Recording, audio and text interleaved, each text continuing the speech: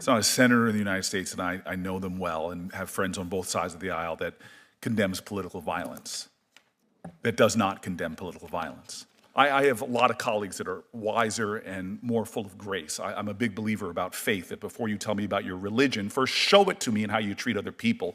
If you ascribe to the beliefs of my faith, of Jesus Christ, God, show grace. And the only thing that's going to get us out of this condition is for courageous leaders in both parties to start standing up and extending grace and self-introspection.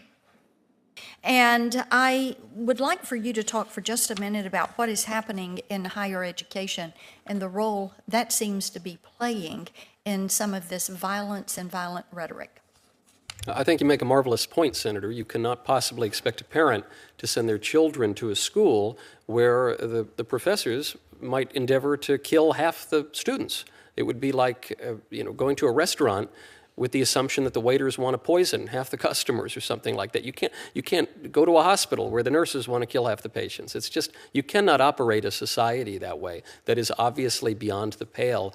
And if you are to permit that kind of speech into the marketplace of ideas, it doesn't have the effect of expanding the marketplace of ideas. It actually shrinks the marketplace of ideas. This is why the First Amendment obviously prohibits things like direct threats or obscenity or fighting words, because these are forms of speech that actually undermine rational discourse. I think Senator Booker made a good point just a moment ago when he said we have to self-examine, we have to be introspective.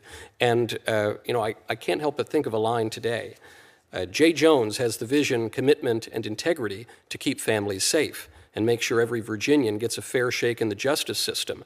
I'll be working every day to ensure Jay wins this race. That's the endorsement of Senator Booker for a man who would seek to be the Attorney General of Virginia. This is a man who, if people have not been reading the news, has called for a Republican to be murdered, for his children to be murdered, for the children to die in their mother's arms in order to persuade the Republican to change his policy views, and a man who says that he would urinate on the graves of multiple Republicans. Senator Booker, in this spirit of introspection, is standing by this endorsement. So I suppose I would invite, perhaps I should have looked, because Senator Booker has left the room, and I think I can guess why. Senator Booker, I think, should practice what he preaches.